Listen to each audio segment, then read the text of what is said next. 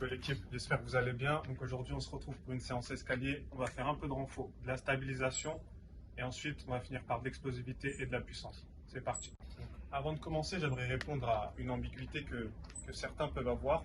Est-ce que les escaliers, ça abîme les genoux? Non, les escaliers, ça va être un outil, ça va être comme la salle, ça va être comme le terrain. C'est comment on les utilise. Donc forcément, si on fait 100 fois le même exercice qu'on répète et qu'on met les mêmes contraintes sur le genou va s'abîmer. Par contre, si on varie, si on travaille de manière structurée, intelligente, avec un bon volume, une bonne fréquence, là on ne pourra que avoir des résultats positifs. Donc, comme prévu, on commence avec un petit exercice de renfort où on va monter les marches en arrière.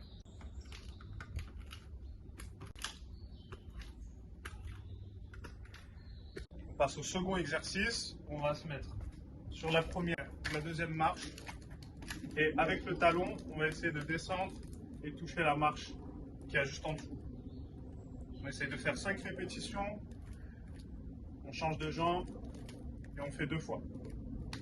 L'objectif de cet exercice, ça va être de renforcer les genoux. Donc on aura un travail qui sera pas mal articulaire au niveau des tendons et ça va aussi être de renforcer sa stabilité. Donc plus on est stable, plus on peut générer de la force. En termes d'exécution, on va faire en sorte que le genou descende dans l'axe du pied. Quand je descends, mon genou cache mon pied. On passe au troisième exercice avec toujours un objectif de stabilité, d'équilibre. On va sauter d'une jambe, on va se stabiliser, on va sauter de l'autre jambe.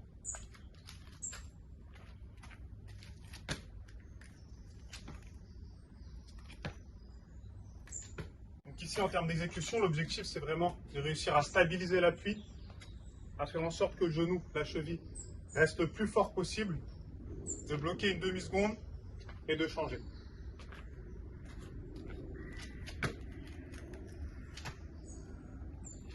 Ok, donc on passe à la deuxième ou troisième partie de l'entraînement. Cette fois-ci, on va changer son intention. Là, ici, l'intention, c'était d'être le plus stable possible, de prendre son temps. Maintenant, on va avoir une intention de vitesse, d'explosivité. Donc, chaque variante qu'on fait, on va essayer de mettre le maximum d'intensité possible. Bien entendu, on va à son rythme. Si on sent qu'on n'est pas très à l'aise, il n'y a aucun problème à prendre son temps, bien assimiler l'exercice, puis après mettre plus d'intensité quand on est un petit peu mieux. Donc là, ce que je vais faire, c'est que je vais monter les marches 2 par 2 de manière classique. Donc je vais mettre un appui, puis un appui, puis un appui. Très important ici de utiliser les bras, avoir le mouvement du sprint pour avoir le plus de transfert possible. On enchaîne avec le suivant où cette fois-ci je vais sauter à cloche-pied les marches 2 par 2. Si c'est un peu trop difficile, essayez de faire une par une. À chaque fois que je vais faire 2 répétitions, je vais changer de jambe et ainsi de suite.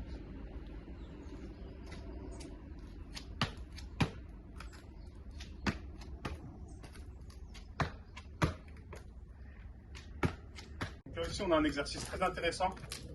Le travail sur une jambe, il est très important pour l'équilibre, l'agilité. Rétablir aussi une cohérence, un équilibre entre les 2 jambes, pour ne pas avoir de déséquilibre. Donc c'est vraiment essentiel à inclure dans son entraînement.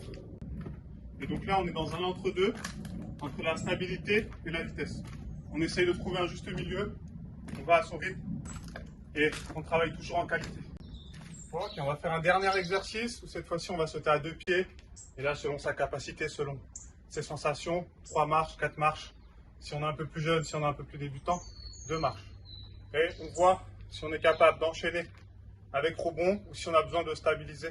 C'est pas un problème, on va à son rythme.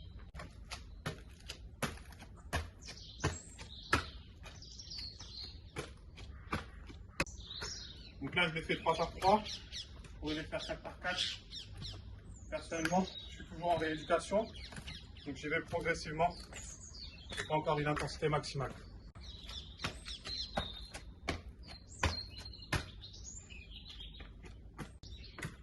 Donc c'est très important quand vous travaillez.